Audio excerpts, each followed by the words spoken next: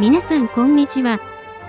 今日も最新のウクライナ情勢について、公開情報をコンパクトにまとめて地図を使って、いち早くわかりやすくお届けします。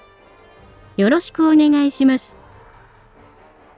チャンネル登録して通知をオンにすると、動画公開時に連絡が来ます。過去の動画も再生リストから合わせてご覧ください。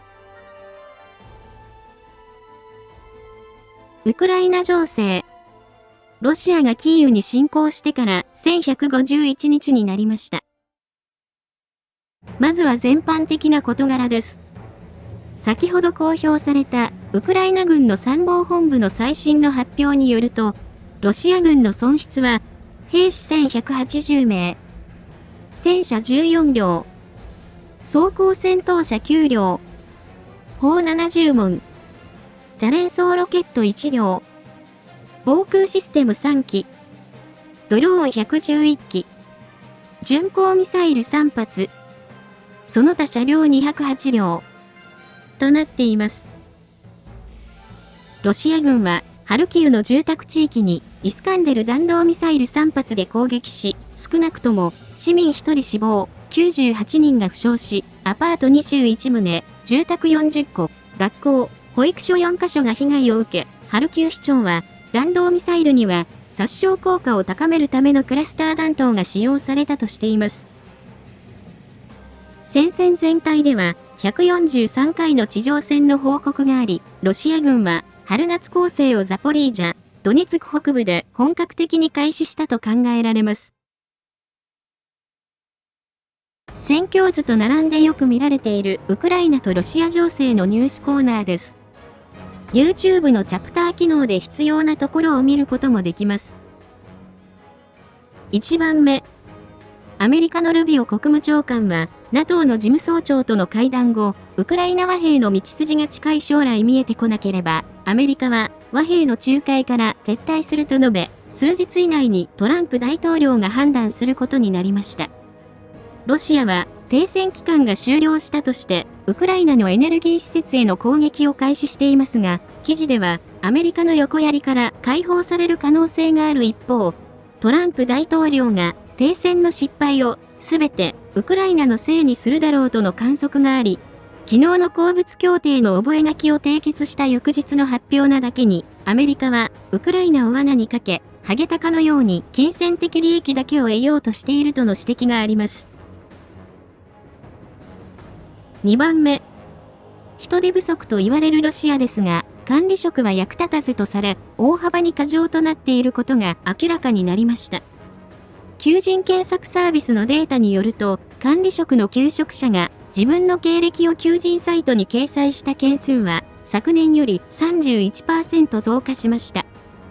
また、管理職の募集1件につき、求職者の数は 21.8 人となり、昨年の4から5人に比べ、採用されるのは5倍困難になりました。これは、戦争と制裁により、ロシア経済の危機が深刻化し、大企業に影響が出ていることを示しています。インフレと高金利によるコスト上昇、需要の低下のため、アエロフロート、ロシア最大の携帯電話事業者の MTS、ガスプロム、ズベルバンクなど、ロシアの大企業は次々と解雇を行っています。3番目。ロシアでは、成績不良な大学生に休暇を与え、兵役を進めることになりました。エカテリンブルクのあるスベルドロフスク地方教育省は、軍人民委員の要求により、ウラル大学に対し、ウクライナ戦争のために、成績不振の学生を応募させるよう提案しました。すでに、副学長から学長に宛てた手紙が学生自治会により公表され、男子学生は戦々恐々としています。この文書には、成績不良以外にも、学業の負担に耐えられない学生、借金を抱えている学生、退学処分となる学生には、ロシア国防省との契約に署名すべきであると記されています。契約兵になれば、退学処分は免除される代わりに、休学を認め、兵役後に復学して学業を続ける権利を得られるとのことです。このような制度は、ロシアの複数地域で実施され、兵士募集ノルマを大学にも適用する必要があるとのことです。スベルドロフスク州は、兵士の損失数では3番目に多い州ですが、兵士の募集計画は、計画の 25% しか達成できませんでした。そのためか、12年務めた州知事は、昨年突然解任され、現在は汚職事件の被告人になったと伝えられています。それでは、各地域の戦況です。戦況の変化のあるところを中心にお伝えします。その変化は大画面でフルスクリーン表示にしていただくと、街並みや日付とともに追いかけることができます。説明にあたり、この分野で起きた様々な事案を参考に、ルジアンやルシアン軍など、YouTube に適した表現を使っています。また、海外で戦況分析に使っている人がいますので、聞き取りやすい英語の副音声を数時間後に公開しています。北東部、スームイ、クルスク、ハルキウ方面。ルシアン軍が侵攻の目標としているスームイからクルスク、ベルゴロド、ハルキウ方面の戦況についてお伝えします。作戦に影響を与えるスームイの天気は晴れ。最高気温24度、最低気温11度。今日の天気予報も晴れとなっていて、今後1週間以上晴れの日が続きます。この方面でルシアン軍は、クルスク方面で21回の攻撃と18回の空爆、ハルキウ方面で1回攻撃を行いました。クルスク方面。この方面では、ルジアンが損害を出しながら奪還を進め、ウクライナ領内を侵攻しようとしています。今日は、バシフカ周辺での地上戦の報告はなく、ゴゴレフカとオレシュニャ間、ゴルナル付近で地上戦が活発となっています。そのうち、昨日の動画で、ウクライナ軍の抵抗をお伝えしたゴルナルの修道院では、その後ウクライナ軍が撤退し、位置情報付きの映像によると、ルジアンが前進しました。ルシアンの国営テレビが、その様子を報道し、その内容から、戦況図では、ルジアンが前線を全体的に2キロ前進させたとして更新しました。面積は11平方キロになります。それ以外のベルゴロド、ハルキウ方面については、戦況図に影響のある情報はなく、ルジアンの攻撃は前進につながっていません。北東部、ルハンスク州方面。東部、チャシフヤール方面。クピャンスクからチャシフヤール方面の戦況についてお伝えします。この方面でルジアンは、クピャンスク方面で4回、スバトベクレミンナ戦は20回、シベルスク周辺で2回、チャシフヤール方面では8回、トレツクの方向は11回攻撃を行いました。クピャンスク方面。この方面では、ルジアンは、日和見的な攻撃を仕掛けています。そのうち、クピャンスクの北西にあるマラシャプキフカでは、ルジアンが侵入し、ウクライナ軍が応戦しています。ご覧いただいているのは、ウクライナ国家警備隊第15カラダク旅団第3大隊の映像で、地図の場所で、ルジアンの偵察部隊を発見し、地上戦の結果、ルジアン側が投降する様子を兵士が振り返る映像の一部となっています。戦況図では、この場所まで、係争地が拡大したとして更新しました。スバトベクレミンナ戦。この方面でも、ルジアンは前進できそうなところを探して攻撃を仕掛けています。そのうち、昨日の動画でもお伝えした述べでは、その後も、ルジアンが占領を試みていて、ウクライナ軍がドローンで排除しています。この場所が前進できそうだと判断した可能性があり、突撃兵を次々注ぎ込んでいる模様です。ご覧いただいているのは、ウクライナ軍の第66機械化旅団のもので、地図の建物を上から観察している様子となっています。今のところは、戦況図に変更はありません。トレツク方面。この方面でも、ルジアンの攻撃が続いています。ルジアンは、トレツク市街地を迂回して、北のドルージバ、南のシカバルカの方向から回り込んでコスティアンティノペルに前進しようと考え、側面攻撃を強化しています。1番目。ドルージバの北では、ウクライナ軍が反撃し、ルジアンがドローンで応戦しています。ご覧いただいているのはルジアン側のもので、地図の場所の様子となっています。ルジアンは多連装ロケットでも攻撃を行っていて、戦況図では、この場所の600メートルの範囲で、ルジアンの占領地を縮小させ、一部をウクライナ軍が奪還したとして更新しました。2番目。市街地中心部の官庁街では、ルジアンは歩兵の突撃で前進し、ウクライナ軍はドローンで前進を阻止したほか、空爆で大打撃を与えています。ご覧いただいているのはウクライナ側のもので、地図の高層アパートの様子となっています。この付近の役所の庁舎は、ウクライナ軍が奪還して拠点にしていましたが、戦況図では、この場所まで300メートルの範囲をルジアンが再占領したとして更新しました。3番目。郊外のスカバルカでは、位置情報付きの映像によると、ウクライナ軍の地上型ドローン UGV が活躍しています。UGV は、ルジアンのいる建物にそっと近づき、ルジアンと共に煙となって消えました。ご覧いただいているのは、ウクライナ軍の第68戦車大隊のもので、地図の場所にある住宅を観察している様子となっています。戦況図では、この街区まで、ルジアンが700メートル前進したとして更新しました。南東部ドネツク州、ポクロフスク、コスティアンティノピル、ベリカノボシルカ方面の戦況についてお伝えします。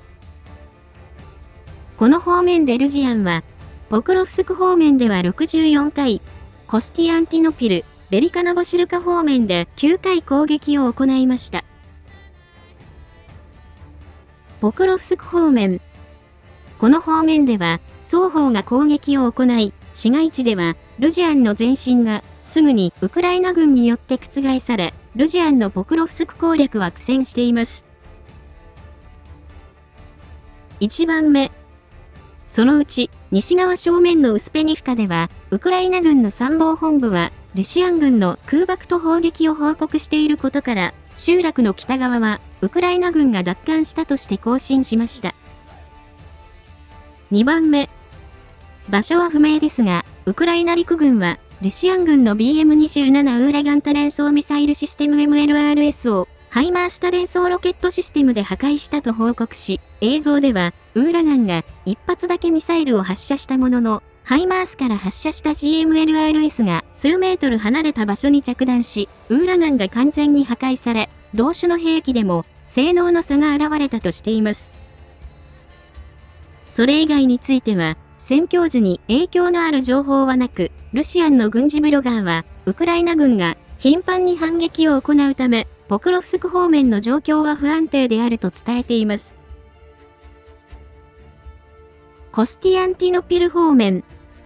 コスティアンティノピルでは、地図の建物で火災が発生し、ルジアンが2人の市民と4匹の犬を屋外に連れ出して避難させているところが確認でき、この場所がすでにウクライナ軍の支配下にないことが確認できます。ご覧いただいているのはルシアン側のもので、地図の場所の様子となっています。この場所は1週間前にウクライナ軍が奪還したとしていましたが、奪還地を縮小させ、ルジアンが再度占領したとして更新しました。面積は2平方キロになります。後方地域。今日もルシアン軍の占領地で不審な事件が起きています。1番目。クラスノダールでは100人のルシアン兵が脱走し、当局が検問を行い、行方を追っています。地元テレグラムチャンネルでは、一度脱走した兵士が軍司令官事務所で拘束されていたが、再び脱走したとしています。2番目。ウクライナ情報局 HUR のシチホル准将は、キーウインデペンデントの取材に応じ、ウクライナ軍の長距離ドローンの攻撃について説明しました。准将は、ルシアン領内には、ウクライナを支援する意思のある人物が増えていて、現在では内陸にドローンの広報装置の中継点を設置することもできると述べ、最近の光ファイバー工場への攻撃やトゥアプセ石油精製所の攻撃に役立っているとのことです。南部ザポリージャ州、南部ヘルソン州。これらの方面でルジアンは1回攻撃を行いました。オリヒウ方面。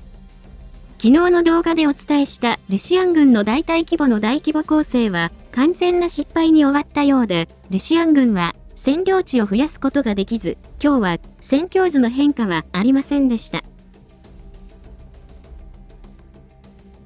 ドニプロ川方面。ヘルソン地域では、この方面に配置されている第80自動車化ライフル旅団の兵士たちがストライキを起こし、契約更新を一斉に拒否している情報があります。パルチザン組織のアテシュによると、兵士たちは疲れ果て、怯え、絶望に陥っており、絶え間ない損失と司令部の無関心さは、任務を耐え難いものにしているとのことです。その他、ルシアンの軍事ブロガーのクリモフによると、ルシアン軍内部では、兵士の損失の話題はタブーになっているとのことです。それによると、兵士の損失を報告すると、給与カードが没収され、もはや使えなくなってしまう。そのため、指揮官たちは、兵士たちのカードを預かり、前線に送り出し、肉攻撃させた上で、兵士の戦死を報告せず、彼らの給与が振り込まれるのを毎月楽しみにしている。それは、部隊の規模に応じて、何十人、何百人となっていると明かし、もし停戦にもなれば、このシステムが一瞬にして崩壊し、ルシアン軍内部で想像を絶する暴動が起きるだろうと暴露しました。今日は以上です。情勢分析やニュースの感想、最新情報など、ぜひコメント欄にお寄せください。最後に、このチャンネルにはサブチャンネルがあります。また、関連するツイッター、ノート、テレグラム、ニコニコ動画もあります。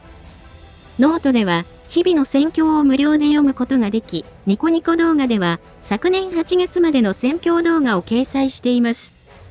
何かあった時は、これらのメディアで視聴者様にお知らせしますので、ぜひ、どれか一つでもチャンネル登録、フォローの方をお願いします。リンクは概要欄にあります。ご視聴いただきありがとうございました。